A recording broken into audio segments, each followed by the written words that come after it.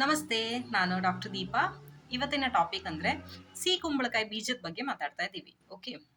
ಅದು ಏನೇನ್ ಪ್ರಾಪರ್ಟೀಸ್ ಇದೆ ಅದರಲ್ಲಿ ಅಂತ ನೋಡುವ. ಆಂಟಿ ಇನ್ಫ್ಲಮೇಟರಿ ಪ್ರಾಪರ್ಟಿ ಇದೆ. ಅಂದ್ರೆ ನಿಮ್ಗೆ ಈಗ ಬಾಡಿಯಲ್ಲಿ ಸ್ವೆಲ್ಲಿಂಗ್ ಎಲ್ಲ ಕಡಿಮೆ ಆಗ್ಬೇಕಂದ್ರೆ ಅದು ನೀವು ತಗೋಬಹುದು.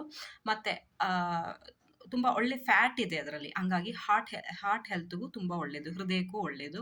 ಮತ್ತೆ ಮೆಗ್ನೀಷಿಯಂ ಇರೋದ್ರಿಂದ ನಿಮ್ಗೆ ಡಯಾಬಿಟೀಸ್ ಆಗ್ಲಿ, ಇಲ್ಲಾಂದ್ರೆ ಬೋನ್ ಹೆಲ್ತ್ ಆಗ್ಲಿ ಅದಕ್ಕೂ ತಗೋಬಹುದು. ಮತ್ತೆ ಸ್ಪರ್ಮ್ ಕ್ವಾಲಿಟಿ ಹೆಚ್ಚು ಮಾಡಲಿಕ್ಕೆ ಅದು ತುಂಬಾ ಒಳ್ಳೇದು. ಮತ್ತೆ ಆಂಟಿ ಕ್ಯಾನ್ಸರಸ್ ಪ್ರಾಪರ್ಟಿ ಇದೆ. ಅಂದ್ರೆ ನಿಮ್ಗೆ ಬ್ರೆಸ್ಟ್ ಕ್ಯಾನ್ಸರ್ ಆಗಲಿ, ಎಸ್ಪೆಷಲಿ ಪ್ರಾಸ್ಟೇಟ್ ಕ್ಯಾನ್ಸರ್ಗೆ ಇದು ತುಂಬಾ ಒಳ್ಳೇದು.